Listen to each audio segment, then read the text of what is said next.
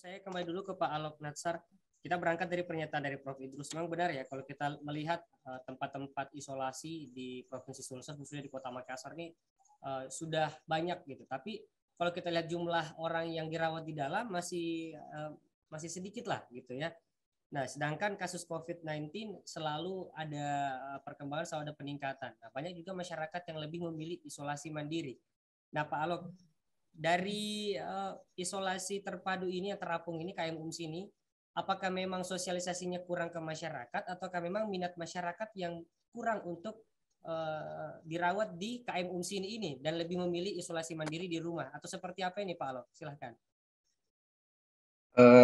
Ya, terima kasih. Jadi terkait dengan update data di pasien isolasi apung terpadu, maka per hari ini jumlah pasiennya adalah 146 orang.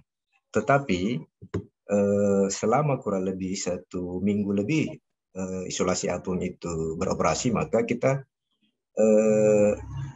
yang terisi hari ini untuk pasien Depoknya adalah totalnya 46 orang, kemudian sudah selesai isolasi 6 orang, lalu kemudian pasien baru yang bertambah hari ini adalah 1 orang. Lalu kemudian ada juga pasien yang telah dirujuk totalnya 2 orang. Jadi 146 orang ini seperti itu situasinya yang ada di isolasi apun di kapal UMS ini. Memang sekarang ini pemerintah Kota Makassar melalui Makassar Recover ini telah melakukan swab di jalanan untuk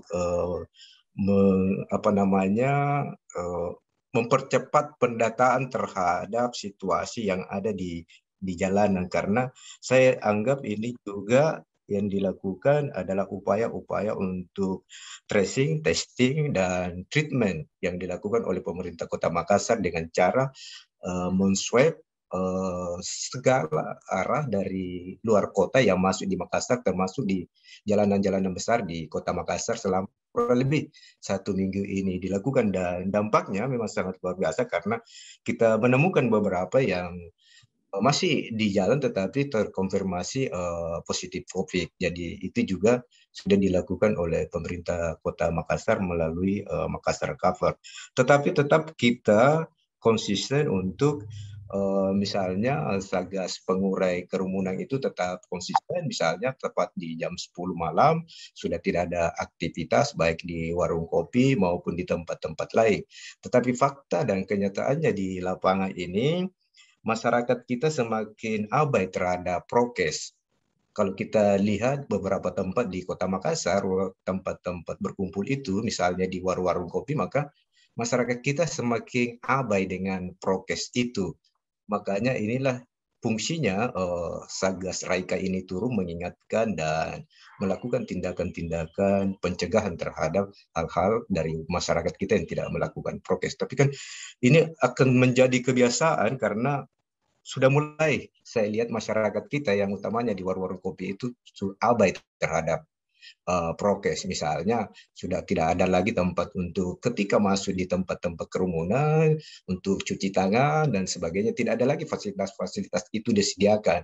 Dia hanya tinggal alatnya saja ada, tetapi misalnya air dan sabunnya sudah tidak ada, misalnya untuk belum masuk cuci tangan dan pemeriksaan. Jadi kebiasaan-kebiasaan yang awal untuk taat pada prokes itu sudah mulai abai di tengah-tengah masyarakat kita di lapangan, seperti itu Pak Ade. Inilah perannya, kita semua harus bersama-sama mencegah hal-hal yang terjadi di tengah-tengah masyarakat kita yang sudah mulai abai dengan prokes. Ya, terima kasih Pak Ade. Baik, terima kasih Pak Alok. Saya kembali ke Prof. Ridwan. Prof. Ridwan. Ya, halo. Ya, bisa diaktifkan kameranya dulu, Prof. Ya. Baik, ini Prof. Ridwan, jika kita melihat data COVID, ini kan klaster yang paling rawan saat ini adalah klaster keluarga atau klaster rumah tangga. Namun masih banyak juga masyarakat yang lebih memilih isolasi mandiri di rumahnya daripada untuk isolasi di tempat-tempat yang sudah disediakan oleh pemerintah. Ya, sebut saja tadi kita sudah sama-sama mendengarkan ada KM UMS ini, ada asrama haji, ada yang di Antang juga kan, ada balai kesehatan juga di sana. Di Unhas juga sudah ada. Tapi kenapa masyarakat masih banyak memilih untuk isolasi mandiri di rumah nih, Prof. Ridwan? Padahal kalau kita lihat klaster yang rawan ini adalah klaster rumah tangga. Seperti apa, Prof. Ridwan? Ya, jadi ini memang menjadi tantangan ya bagi pemerintah kota maupun provinsi bagaimana memaksimalkan tempat isolasi yang telah tersedia selama ini. Karena poin persoalan sebenarnya semakin tinggi tingkat isolasi mandiri itu semakin tidak terkontrol ya. Jadi ini yang menjadi tantangan dalam isolasi mandiri. Bahkan data sebelumnya menunjukkan isolasi mandiri ini sampai merenggut kematian sebesar 1,2 ya, itu beberapa pekan yang lalu. Nah, inilah PR-nya sekarang bagaimana masing-masing tempat isolasi betul-betul dapat dimaksimalkan dengan meningkatkan awareness masyarakat yang terpapar ini untuk memanfaatkan fasilitas isolasi yang terdekat ya, yang terdekat dengan mereka ya, misalnya yang di Antang atau yang di Perdos atau yang di Haji atau yang di Apung. Itu menjadi PR bagi pengelola tempat isolasi supaya mudah diakses, ada layanan memang yang memungkinkan mereka dapat segera memanfaatkan fasilitas isolasi terintegrasi tersebut. Karena semakin banyak yang isolasi mandiri, maka ini yang menyebabkan angka kematian di Sulsel itu kan cenderung mengalami peningkatannya sebelumnya di 1,5 naik ke 1,7. Nah ini tentu menjadi PR, bahkan kalau di kumulatifnya itu kurang lebih ya 15 sampai 20-an kematian per hari.